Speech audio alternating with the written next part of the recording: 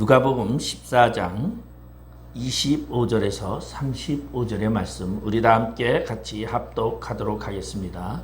수많은 무리가 함께 갈새 예수께서 돌이키사 이르시되 물은 내게 오는 자가 자기 부모와 처자와 형제와 자매와 더욱이 자기 목숨까지 미워하지 아니하면 능히 내 제자가 되지 못하고 누구든지 자기 십자가를 지고 나를 따르지 않는 자도 능히 내 제자가 되지 못하리라. 너희 중에 누가 망대를 세우고자 할진대 자기의 가진 것이 준공하기까지에 족할는지 먼저 앉아 그 비용을 계산하지 아니하겠느냐.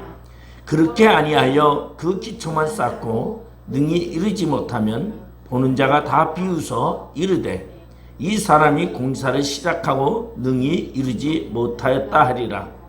또 어떤 임금이 다른 임금과 싸우러 갈 때에 먼저 앉아 1만 명으로서 저 2만 명을 거느리고 오는 자를 대적할 수 있을까 헤아리지 아니하겠느냐. 만일 못할 터이면 그가 아직 멀리 있을 때에 사신을 보내어 하친을 청할지니라.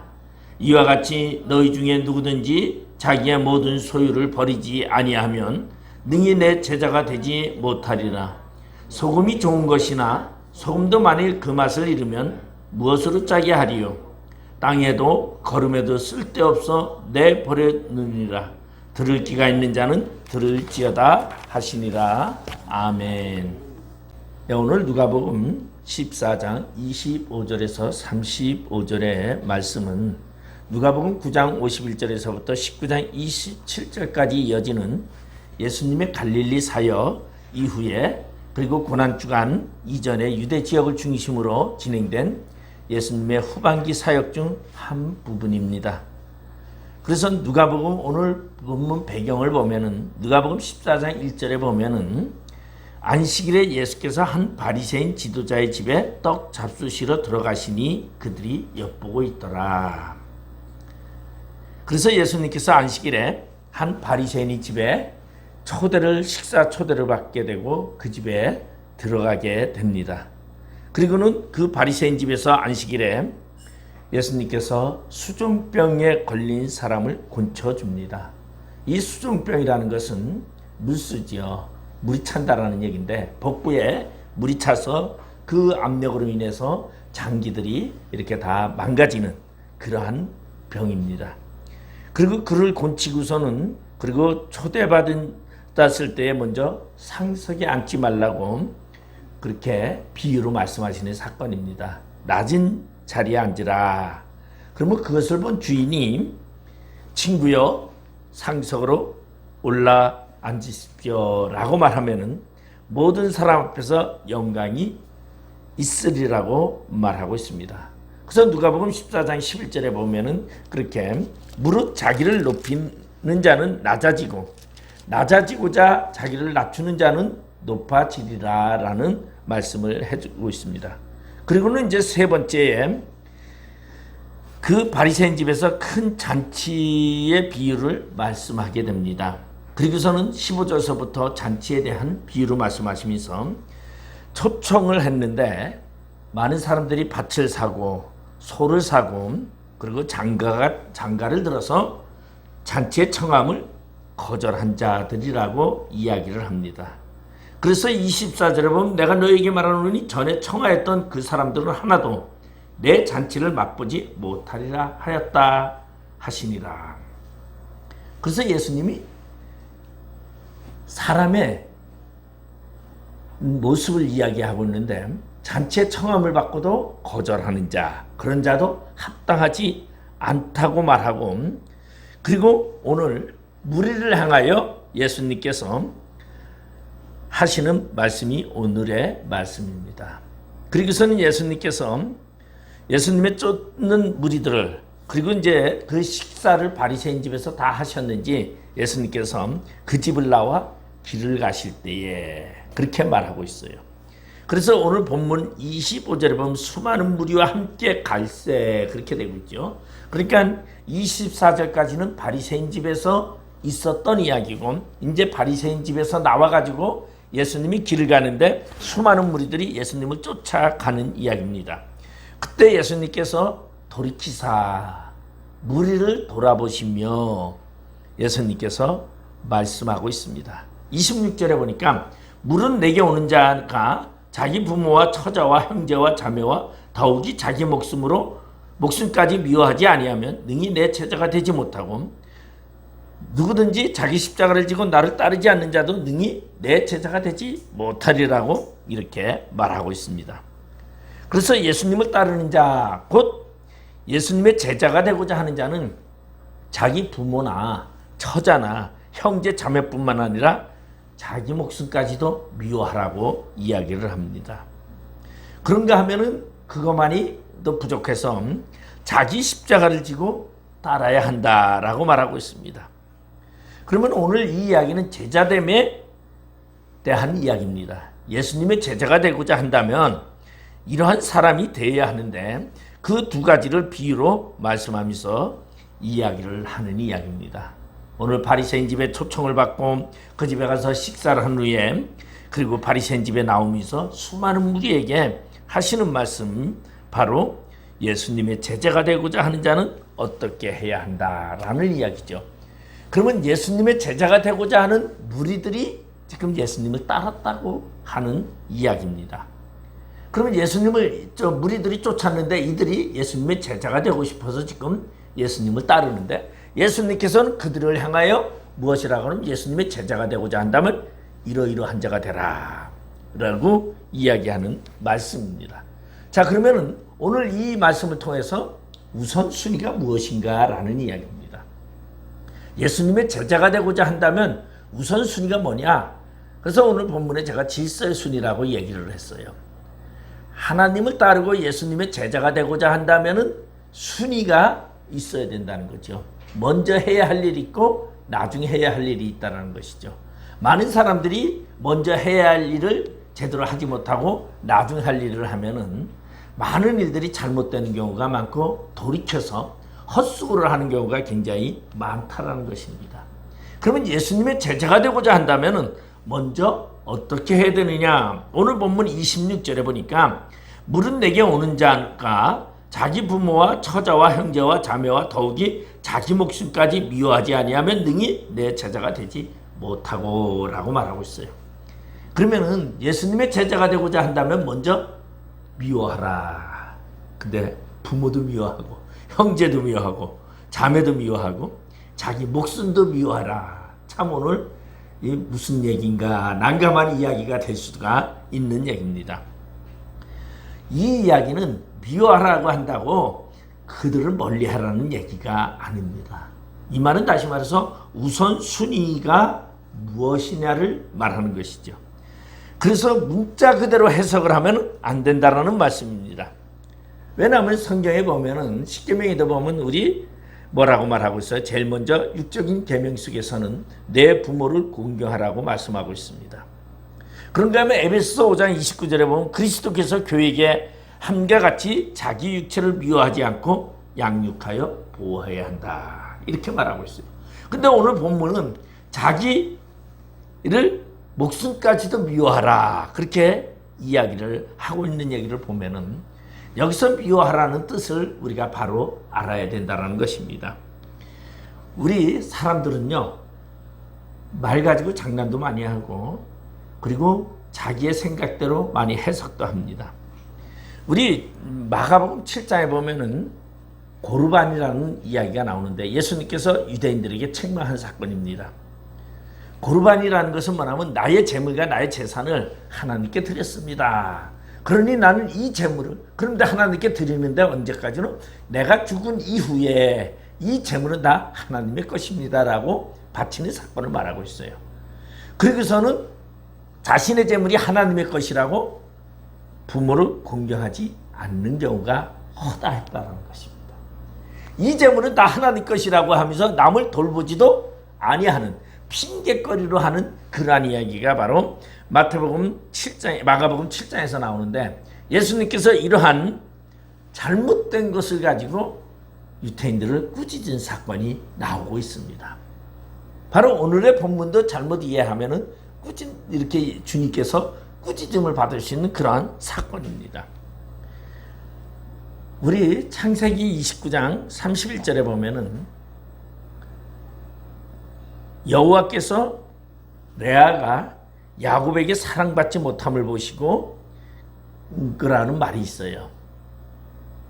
사랑받지 못함을, 이 말은 다시 말해서 미움을 받는 것을 보시고 이렇게 나와 있어요. 원어로 보면은. 근데 야곱이 라헬을 레아보다 더 좋아하였더라, 그렇게 표현되고 있죠. 그리고 레아는 이렇게 좀 어떻게 보면 좀 찬밥이었어요. 좀 죄된 그러한 사람. 그러니까 더 사랑하였다. 그러다 보니까 이 표현은 레아는 덜 사랑을 받았다라는 그런 표현이에요. 근데 누가 보시고? 여호와께서 보시고, 그리고 여호와께서 보시고서는 뭐하냐면 여호와께서 레아에게 복을 주셨다, 그렇게 얘기를 하고 있어요. 그러면 오늘 여기서 표현해주고 있는 것은 뭐냐면 야곱의 사랑을 덜 받은 레아에게는 하나님이 그를 더 사랑하셨다, 이런 표현이 나타나고 있죠. 다시 말해서 미움받는다, 미워한다, 이거는 다시 말해서 덜 사랑한다라는 표현입니다. 그러니까 오늘 여기서도 표현이 가족을 사랑하지 말라는 것이 아니라 가족을 주님보다 더 사랑하지 말고 우선순위로 하나님을 더 사랑하라는 표현입니다. 그렇다고 가족을 사랑하지 말라는 것이 아니라 사랑을 하되 우선순위가, 질서의 순위가 어디에 있느냐를 말해주고 있는 것입니다. 그래서 주님의 말씀은 무엇이냐면 자신의 마음속에 있는 것을 말해주고 있어요. 그래서 자신의 생각과 마음이 가장 먼저 그리스도를 더 좋아하지 아니하면, 그리스도를 더 생각하지 아니하면 주님의 제자가 될 수 없다는 의미로 이 표현을 한 겁니다. 그러니까 주님을 사랑하는 그 마음이 없이 주님의 제자가 될 수 없다라는 것을 말해주고 있습니다. 가족일지라도 주님보다 더 사랑하면 주님의 제자가 될 수 없다. 그러니까 자기 부모, 형제, 자매, 자기 목숨을 주님보다 더 사랑하면 주님의 제자가 될 수 없다라는 얘기죠. 그러면 이 말은 무엇입니까? 다시 말해서 자기 중심적인 삶이 아니라 자기의 중심이 하나님의 중심으로 되어 있는 자만이 예수님의 제자가 될 수 있다. 다시 말해서 주님의 마음의 중심에 주님이 있는 자, 영혼의 중심에 주님을 모시고 있는 자, 그러한 자만이 하나님의 제자가 될 수 있고 마음을 다하여 뜻을 다하여 목숨을 다하여 주를 사랑할 수 있다는 것입니다. 그러한 자가 진정한 제자가 될 수 있다는 표현을 말해주고 있습니다. 물론 오늘 누가복음의 제자는 마태나 마가에 표현하고 있는 제자와 조금 다르죠. 제자도에 대한 것이 표현은 다르지만 마태복음이나 이런 데서 보면은 제자도는 절대적인 뭐예요? 자기 희생이지만은 누가는 그러지 않으면서도 누가는 무엇을 표현하고 있냐면 마음의 중심을 표현하고 있다는 것이에요. 마음의 중심이 예수 중심이, 하나님 중심이 되어야만 하나님의 제자가 될 수 있다는 것을 이야기하고 있는 것입니다. 겉으로만 입술로만 하는 것이 아니라 행함과 선택과 행동이 다 같아야 된다는 것을 표현하고 있습니다. 그래서 주님을 마음 중심에, 영혼 중심에 모시지 않는 사람은 다 주를 위하여 마음을 다하여 섬길 수 없고, 그리고 자기 목숨을 사랑하는 사람은 주를 위하여 자기 목숨을 내어놓을 수 없기 때문에 진정으로 과연 나 우선순위가 무엇인가 라는 것을 표현하고 있습니다. 그래서 하나님을 마음을 다하여 사랑하지 않는 사람은 사실은 자기 이웃도 사랑할 수 없고 자기를 사랑할 수도 없다는 것입니다. 왜냐하면 하나님을 사랑하는 자는 자기를 사랑하는 자입니다. 근데 하나님을 사랑하지 않는 자는 자기도 사랑하지 않는 자라는 것을 역술적으로 오늘 누가는 표현하고 있습니다. 자, 그러면 자기를 사랑한다라는 것은 이기주의적인 것이요, 욕심적인 것이요, 자기 감정적인 표현입니다. 남을 사랑하는 사람은 어떻게 해요? 남을 사랑하는 자는 자기도 사랑하는 겁니다. 자기만 사랑하고 남을 사랑하지 않는다는 것은 욕심이요 이기주의적인 표현이지 진정한 자기 사랑이 아니다라는 것을 말하고 있습니다. 그래서 이러한 표현 때문에 종종 안티 기독교인들은 그렇게 말하죠. 교회 다니는 사람들은 자기 부모도 모르고 자기 형제도 모른다. 그런 얘기를 많이 합니다. 과거에 이제 보면은 그런 얘기 있죠. 예? 특히 이제 주일날 같은 경우에 교회에 가야 되느냐, 시골에 부모를 만나러 가야 되느냐 갈등을 많이 합니다. 그럼 부모를 만나러 가면서 부모를 기쁘게 하는 거 그러면은 그 좋겠지만은 우선순위가 하나님보다 부모를 더 우선순위에 두고 있는 거죠. 이게 그런 표현을 여기서 말해주고 있어요. 그러니까 참 보면은 저희도 보면은 저희 부모님이 과거에 이제 시골에 계셨을 때에 추석이나 명절이나 이런 것이 주일날에 낄 때가 있어요. 그러면 저희 집 식구들은 5남매 중에 4남매가 다 목사니까 주일날은 아무도 안 갑니다.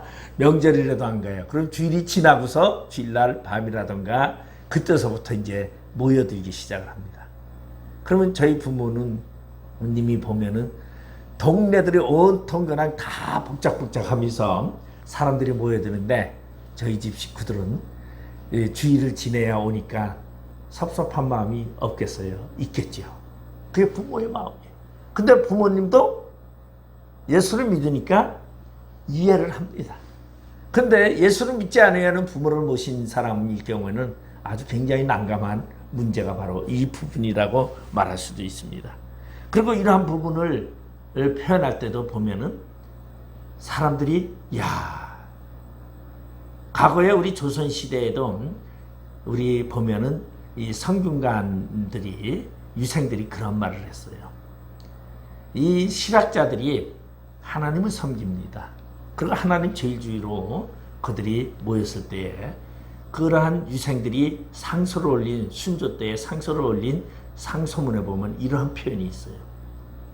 하늘이 있다 하여 임금에게 충하지 아니하고 부모에게 효하지 아니하는 이는 홍수보다 무섭고 범보다 산에 있는 범보다 무서운 자들이라 그렇게 얘기했어요. 근데 이 말이 틀린 말은 아니고 사실 무서운 자죠. 네. 하나님을 믿는 사람들은요, 하나님 제일주의를 사는 사람들은 진짜 무서운 사람이에요. 자기 목숨도 아끼지 않아야 할 정도로 그렇게 결단력이 있는 사람들이에요. 그러니까 그러한 자들인데 우선순위가 하나님이라는 것이죠. 그렇지만 하나님의 우선순위지만 다음에 뭐예요? 십계명에서도 제5계명은 뭡니까? 내 부모를 공경하라 합니다. 그러면은 인간의 관계 속에서 가장 중요한 것이 뭐예요? 부모를 공경하라. 효의 근원을 말해주고 있는 것이에요. 그렇지만 인간 세계가 아닌 하늘 세계를 먼저 우선시하라고 말해주고 있는 것입니다. 그러면서 예수님께서 또 뭐를 말하냐면 너희 원수를 사랑하며 너를 미워하는 자를 선대하라고 누가복음 6장 27절에 말하고 있어요. 그러면은 오늘 미워하라는 말은 문자적으로 해석하는 것이 아니라 무엇을 말하고 있냐면 우선순위를 말해주고 있는 것이라는 것입니다. 그래서 여기서 미워하라는 것은 감정적인 표현이 아니라 이 미워하라는 것은 다시 말해서 생각의 차이를 넘어서라는 얘기입니다. 다시 말해서 우리가 살아가는 데 있어서 우리가 생각에 단계가 있습니다. 우선순위가 있다는 것이죠. 우리 우선순위를 얘기하면 북한에 같은 경우에는 그러한 이야기를 종종 듣습니다. 어느 집에 불이 났다고 합니다. 근데 그 집의 가장이 무엇을 하면 벽에 걸려있는 김일성, 우리 김정일 이 초상화를 안고서 나왔다 그래요. 자식들은 다 불에 타서 죽었는데도 그런데 뭐라고 말합니까? 영웅 칭호를 받습니다. 그러니까 그것이 절대적인 김정일, 김일성, 김정은의 우상화 세력 속에서 우선순위가 뭐라는 걸 얘기를 하고 있어요. 세뇌에 대한 이야기를 말해주고 있죠. 그런데 자기 목숨보다도 더 그것을 사랑하라 하는 표현이죠. 물론 여기에 하나님을 비교할 수는 없습니다. 절대적으로. 그것은 잘못된 사상관이고 잘못된 세뇌의 교육이죠.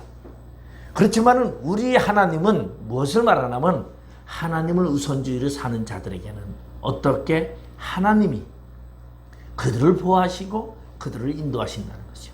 그러면 하나님의 제자가 된 자는, 예수 그리스도의 제자가 된 자는 예수님이 책임진다라는 것을 이야기합니다.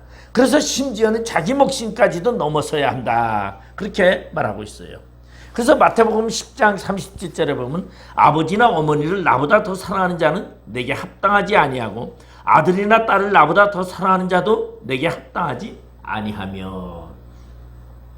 그러면은 가족을 버리고 하나님을 사랑하라는 뜻이 아닙니다. 우선시 하나님을 사랑하는 자는 하나님이 그 가족을 돌보신다라는 말을 표현하고 있는 것이죠. 그러면 여기서 예수님보다 덜 사랑한다, 그러한 질적인 사랑, 양적인 사랑을 표현하는 것이 아니라 순서적인 차원을 말하는 것입니다. 그러니까 사랑하지 말라는 것이 아니라 가족을 사랑하라, 부모도 사랑하고 자녀도 사랑하고 자신도 사랑하라. 근데 순서적으로 하나님 사랑하기를 먼저 하라는 것을 말해주고 있습니다. 이 이야기는 왜냐 하면은 예수님을 사랑하는 자, 그에게는 누가 예수님이 내 마음에 자정하사 내 마음을 주관하시고 나를 인도하시고 그리고 나를 이끄시기 때문에, 이 표현은 다시 말해서 내 마음의 주인이 내가 되지 말고 내 마음의 주인이 예수가 되라는 표현입니다. 그래서 예수를 더 사랑하라는 것은 내 마음의 주인을 예수로 모셔라. 그리고 내 마음의 주인을 예수로 모신 다음에 내 이웃도 사랑하고 가정도 사랑하고 모든 것을 사랑하라. 이 표현은 다시 말해서 성령의 거듭난 자의 모습으로 사랑을 가지라는 표현입니다. 인간적인 감성적인 표현으로 사랑을 하는 인간이 아니라 예수를 내 안에 모시면 성령의 인도함 따라 사람을 사랑하게 돼요. 그러한 사랑은 누구까지도 원수도 사랑하게 된다는 거죠. 사랑의 농도가 더 짙어진다는 것이죠. 사랑이 더욱더 하나님의 사랑을 가지고 이웃을 사랑하기 때문에 그 사랑은 진정한 가치 있는 사랑이라는 것입니다. 다시 말해서 성령의 거듭난 인간은 자기 중심에서 벗어난다는 것이죠. 그러한 자만이 예수님의 제자가 될 수 있다는 것입니다. 다시 말해서 내 마음에 성령의 말씀이 내 중심이 되는 자, 그런 자만이 예수님을 제자가 될 수 있다는 것입니다. 두 번째로 예수님의 제자가 되고자 하는 자는 어떠한 자가 되느냐? 27절에 보면 누구든지 자기 십자가를 지고 나를 따르지 않는 자도 능히 내 제자가 되지 못하리라. 여기서 자기 십자가를 지고 따르는 것을 말해주고 있습니다. 예수님 시대의 십자가는 고통의 상징이었고 고난의 상징이었습니다. 그리고 죽음의 상징이었죠. 십자가는 로마 시대의 처형 방법입니다. 살인자를 처형하는 사람을 죽이는 방법인데, 제가 보니까 이 세계적으로 이 사람을 사형시키는 방법이 굉장히 여러 가지가 있어요. 뭐 팔다리를 묶어가지고 말이나 소를 통해서 찢어서 이렇게 죽이는, 그런가 하면은 또 사자나 표범이 보이는 앞에서 운동장에 사람을 넣고 사자가 찢어먹는, 잡아먹는 것, 그걸 보면서 한호하면서 인간의 어떨 때 보면 굉장히 잔인함을 느낄 수 있어요. 근데 사형의 가장 처절한 방법이 무엇이냐면요, 사람을 묶어놓고 살을 도려내는 것을 싫어합니다. 죽지 않게. 그러니까 살을 이렇게 이제 허벅지도 도려내고 살들을 여기저기 도려내는, 가장 힘들고, 그러니까 오랫동안 죽지 않게 하면서 목숨은 끊어지지 않게 건들지 않으면서 그것을 살을 도려내는 이러한 사형 방법이 가장 아주 그냥 뭐라 할까요? 사형 중에서 가장 형벌이 센. 그 다음에 두 번째로 표현하고 있는 것이 십자가 처형입니다. 왜냐하면 이 십자가 처형은요, 어떻게 하냐면 십자가에서 못을 받고 묶어놓고선 그리고선 그 사람이 기력을 다하고, 그래서 보통 이 십자가상에 달리면요, 달려있는 동안에 죽기까지 사람들이 수십 번 기절을 한다고 합니다. 왜냐하면 핏물을 쏟고 그러면서 처지면서, 그리고 물과 피를 쏟으면서 기절을 했다가 깨어나고, 기절을 했다 깨어나고, 아주 처참한, 아주 이 십자가 형벌은 아주 가장 그날 처절한 로마 시대에 사용하던 것인데, 이것이 바로 예수님이 이 로마 시대의 그 처절한 그 방법을 당했는데, 예수님께서 이 골고다로 십자가에 달려 돌아가시기 전에 예수님께서 십자가를 지고 가셨어요. 그것은 무슨 방법이냐면, 모든 십자가에 달려 죽는 사람은 자기가 져야 하는 십자가를, 자기가 매달린 십자가를 자기가 지고 갑니다. 그래서 강도들도 전부 다, 예수님 옆에 있던 강도들도 다 십자가를 메고 골고다로 올라갔습니다. 그것이 바로 자기가 져야 하는 십자가죠. 예수님이 그러한 것을 오늘 표현을 얘기하고 있어요. 이 말은 다시 말해서 죽음을, 내가 죽어야 할 그 십자가를 누가 지고 가야 되느냐? 내가 지고 가야 된다는 거죠. 그래서 자기 십자가를 지고 가는 자가 예수님의 제자가 될 수 있다는 것을 이야기를 합니다. 예수님께서 십자가를 지고 가실 때 예수님이 특별히 미워서 그에게 십자가를 지은 것이 아니라 당연한 십자가였어요. 근데 예수님이 그 십자가를 지고 가지 못하니까, 쓰러지니까 결국은 구레네 시몬이라는 사람이 예수님의 십자가를 대신 지고 갔던 것입니다. 그래서 예수님께서 이 말은 다시 말해서 자기 십자가를 지는 자가 어떠한 자다? 예수님의 제자가 될 수 있다. 그러면 이 자기 십자가는 무엇입니까? 고통이요, 고난이요, 환난이요, 어려움을 말하고 있습니다. 다시 말해서 죽음을 말하고 있습니다. 그러니까 십자가를 지고 간다는 것은, 결국 제자가 되는 것은 행복의 길이요, 제자가 되는 것은 이 땅에서 영광을 누리는 길이요, 제자가 된다는 것은 이 땅에서 부유함을 갖는 그러한 길이 아니라 죽음의 길이라는 것을 말해주고 있습니다. 여러분, 자기 부모와 처자와 형제와 자매를, 그리고 자기 목숨까지도 미워하고, 그리고 자기 십자가를 지고 가는 자만이, 다시 말해서 죽음을 향하여 자신의 길을 가는 자가 예수님의 제자가 될 수 있다는 것을 말해주고 있습니다. 그러면서 예수님께서 비유로 제자가 되는 두 가지 방법을 오늘 본문에서 이야기를 하고 있습니다. 자기 십자가를 지고 가는 방법이 어떠한 방법이냐, 그 표현을 오늘 28절에서부터 오늘 32절까지 이야기를 하고 있습니다. 그래서 28절에서 30절에 보면, 너희 중에 누가 망대를 세우고자 할진대 자기의 가진 것이 준공하기까지에 족할는지 먼저 앉아 그 비용을 계산하지 아니하겠느냐? 그렇게 아니하여 그 기초만 쌓고 능히 이루지 못하면 보는 자가 다 비웃어 이르되 이 사람이 공사를 시작하고 능히 이루지 못하였다 하리라. 예수님께서 비유로 이제 말했어요. 그러면 망대를 세우기 위해서 가장 먼저 해야 하는 것이 뭐냐 하면은 그 비용을 계산해야 된다는 것입니다. 그렇지 않으면 망대를 짓다가 시작하다가 멈추게 된다는 것이죠. 우리 그런 거를 종종 많이 봐요. 돈도 준비되지 않았는데 건물을 짓다고, 교회를 또 짓다고 아주 돈도 준비 안 됐는데 벌려놓습니다. 벌려놓고선 나중에 보면 돈을 지불하지 못해가지고, 우리 보면은 건물들이 짓다가 말고 중단에 현수막이 붙어 있으면서 이것을 소유권은 이거 건들지 못합니다 하는 그러한 소유권 논쟁을 우리는 종종 볼 수 있죠. 그 건물을 보면서 많은 사람들이 뭐라 그래요? 아, 이거 흉측하다, 그렇게 말해요. 왜? 잘 져져 있는 것이 아니라 짓다가 마른 그 흉물스러운 건물을 보면서 전부 한심하다고 이야기를 합니다. 똑같습니다.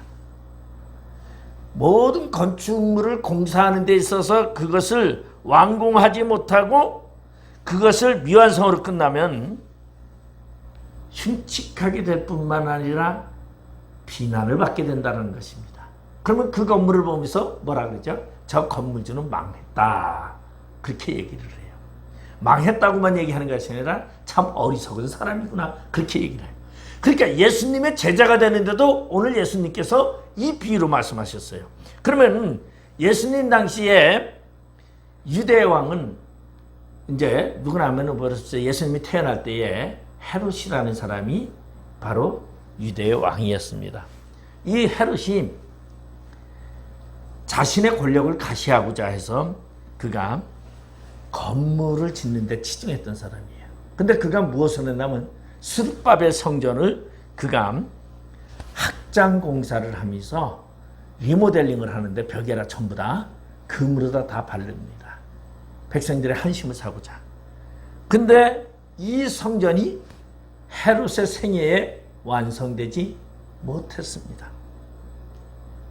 그래서 그 결과 헤롯은 자신의 권력을 가시하고자 시작했던 것이지만 오히려 비난과 조롱을 받게 되었다는 것을 말해주고 있어요. 다시 말해서 예수의 제자가 된다고 하고서 예수의 제자가 된 이후에 자신의 삶을 개선하지 못하고 예수의 제자가 된 사람은 어떻게 되느냐? 조롱과 비난을 받을 수밖에 없다라는 표현입니다. 그러니까 예수의 제자가 되고자 한다면 마음의 결단을 먼저 가져야 된다는 것이죠. 내가 끝까지 주를 위하여 따라가고 헌신할 수 있는 그러한 마음의 자세를 가져야 되는 거죠. 그러면 그것을 통하여 무엇을? 주님을 우선순위 해야 된다는 거죠. 가정이나 이런 것을 우선순위하면 안 된다는 것이죠. 그런가 하면 31절에서 32절의 말씀은 뭐냐면 또 어떤 임금이 다른 임금과 싸우러 갈 때에 먼저 앉아 1만 명으로 저 2만 명을 거느리고 오는 자를 대적할 수 있을까 헤아리지 아니하겠느냐. 만일 못할 터이면 그가 아직 멀리 있을 때에 사신을 보내어 하친을 청할지니라. 전쟁을 하기 위해서는요, 가장 임금이 뭐 해야 되느냐? 전력을 살펴봐야 합니다. 적군과 아군의 전력을 비교해 봐야 돼요. 내 10,000명의 군사를 가지고 적 2만 명을 어떻게 무찌를 수 있을까? 그걸 계산을 해야 돼요. 그러면은 2만 명을 무찌르려면 뭐가? 전쟁의 물자라든가 아니면 전쟁 무기가 뛰어나던가 화려하던가 그래야 된다는 것이죠. 자신의 군사력으로 상대의 적을 이길 수 있는지 먼저 계산해보고 도저히 이길 수 없으면 어떻게 해라? 하해를 해라. 합치는 사신을 보내서 우리 하해합시다. 이게 옳은 임금이지 질 거를 뻔히 알면서 싸우면은 어리석은 임금이라는 것이죠. 우리 이런 것을 우리 보면은 신약시대에 누가 나오냐면 이 헤롯이 있어요. 헤로디아와 결혼하고 싶어가지고 자신의 사촌인 사촌의 부인이었던 헤로디아를 너무너무 좋아해가지고 이 유부녀를 결혼하고자 자신의 부인인 아르타스의 딸을 이혼하게 하는데 이 아르타스는 누구냐면은 바로 나바티안이라는 아라비아 왕입니다. 왕의 딸이는 공주랑 결혼했는데 공주랑 이혼하고 헤로디아랑 결혼하기 위해서 이혼을 하고 결혼을 했습니다. 그 결과 나바티안 왕이 이 아르타스라는 왕이 화가 나가지고 군사를 이끌고 쳐들어오게 됩니다. 그래서 헤롯이 이 전쟁에서 패배하고 아주 곤욕을 치르게 됩니다. 그러면은 뭐 하기 위해서? 이혼하기 위해서 뭐도 계산해야 된다? 저게 화가 날 텐데 이 장인어른인 저 아레타스라는 왕이 화낼 거 뻔히 아는데 그걸 무척대고 이혼을 했으니 그런 것이다. 그러니까 왕은 뭐를 해요? 전쟁을 하려면 계산을 해야 된다. 이길 수 있는지 칠 수 있는지. 그러면서 이 비유를 예수님께서 말씀했어요. 그러면 이 비유로 말씀하신 건 뭐예요? 예수님의 제자가 되고자 한다면 뭐 해라? 자신을 돌아보라는 얘기입니다. 이 말은 쉽게 얘기하면 요새 말하면 예수를 믿고 예수의 사명을 감당하는 예수의 직분을 갖고자 한다면 먼저 내 자신의 마음을 돌아보라는 얘기죠. 그리고 세 번째로는 오늘 33절에 이와 같이 너희 중에 누구든지 자기의 모든 소유를 버리지 아니하면 능히 내 제자가 되지 못하리라. 망대를 짓기 전에 준공하기까지 비용이 얼마 들지 계산해보고 그리고 임금이 전쟁하기 전에 대적할 수 있는지 계산해보고 하는 것이 옳은 것이다. 그런데 혈과 육에게 너무나 힘든 것이 제자의 길이에요. 그러면 내가 제자의 길을 가면은 우리 주변에 있는 부모의 문제, 자녀의 문제, 이 모든 문제를 계산해보라는 것입니다. 어떻게 보면 굉장히 힘든 말일 수도 있어요. 네? 아니 그러면은 도저히 내가 이거를 못한다고 우선순위를 이거를 못한다면 제자가 되지 말라고 예수님이 지금 이야기하고 있어요. 승산 없는 것은 하지 말아라. 그런데 가장 중요한 것은 모든 소유를 버리지 아니하면 내 제자가 될 수 없다. 그럼 모든 소유와 보화를 이야기하는 것입니다. 그래서 마태복음 13장 44절에서 46절은 무엇을 얘기하냐면 천국은 마치 밭에 감춘 보화와 같으니 사람이 이를 발견한 후에 숨겨두고 기뻐하며 돌아가서 자기의 소유를 다 팔아 그 밭을 사느니라. 또 천국은 마치 좋은 진주를 구하는 장사와 같으니 극히 값진 진주 하나를 발견하며 가서 자기의 소유를 다 팔아 그 진주를 사느니라. 바로 제자가 되는 길이 이런 길이라는 것입니다. 자, 예수의 제자가 되는 것은 뭐다? 보화를 갖는 것이다. 진주를 갖는 것이다. 그러니까 보화와 진주를 가진 자는 그것을 발견하면 어떻게 돼야 된다? 자신의 모든 소유를 다 팔아서 그 밭을 사는 것과 같이 바로 예수의 제자가 되고자 한다면 자신의 모든 것을 버려야 된다. 왜? 더 큰 보화를 가졌기 때문에. 여기서 더 큰 보화는 뭡니까? 바로 예수 그리스도요, 천국이요, 하나님의 나라라는 것입니다. 그러니까 모든 것을 버리고도, 이 땅의 모든 것을 버리고도 가장 먼저 우리가 선택해야 하는 것이 뭐냐면 바로 예수 그리스도예요. 그래서 예수 그리스도의 제자가 되는 것은 이 땅의 모든 것을 버릴 수 있는 용기가 있어야 된다. 예수님께서 베드로와 안드레에게 그렇게 말했어요. 나를 따르라고 했을 때 그들은 자기의 모든 소유를 버리고 다 예수를 따랐다, 그렇게 했어요. 세베대의 아들에게도 세간에 앉아있는 마태도 모든 것을 버리고 다 예수를 따랐다고 했습니다. 바로 예수는 보화예요. 영생이에요. 하나님의 나라의 주도권입니다. 그런데 예수님께서 그런 말을 했죠. 쟁기를 잡고 뒤를 돌아보는 자는 하나님 나라에 합당하지 않는다. 그러니까 예수의 제자가 됐다고 하면서, 예수의 제자가 된다고 하면서 쟁기를 잡고 하나님의 나라를 바라보면서 가면서 뒤돌아보는 자, 세상의 염려 속에 빠져있는 자는 다시 말해서 제자가 될 수 없다라는 얘기입니다. 그러면서 소금은 좋은 것이나 소금도 만일 그 맛을 잃으면 무엇으로 짜게 하리요? 땅에도 걸음에도 쓸데가 없어 내버려지느니라. 들을 기가 있는 자는 들을지어다. 그러면 소금의 역할은 무엇이죠? 소금은 좋은 것입니다. 그런데 소금은 좋은 것이지만 그 소금은 뭐냐면 예수님의 제자가 되는 길이 소금이에요. 근데 예수님의 제자가 된 예수님의 제자가 되고서 소금의 역할을 감당하지 못한다면 버림받을 수밖에 없다는 것을 이야기하고 있습니다. 그래서 자기 부모와 처자와 형제와 자기 목숨보다 예수를 더 사랑하는 그런 자만이 예수님의 제자가 될 수 있다. 오늘 우리의 삶 속에, 우리의 신앙생활 속에 우선순위가 무엇인가를 생각하면서 예수님이 나의 인생의 가장 우선순위다라는 것을 인정하면서 오늘도 달려갈 길을, 예수님의 제자로서의 삶을 살아가는 모두가 되시기를 주님의 이름으로 축원드리겠습니다. 기도하시겠습니다. 아버지 하나님의 은혜를 감사드립니다. 진정으로 예수의 제자가 되고자 한다면 부모와 형제와 자매와 자기 목숨을 미워하고 그리고 자기 십자가를 지고 나를 따르는 자야 나의 제자가 될 수 있다고 하신 예수님의 말씀대로 우리의 삶 속에 우선순위가 무엇인가를 알고 예수를 따르는 저희들 되게 하여 주시옵소서. 예수님의 이름으로 기도드리옵나이다. 아멘.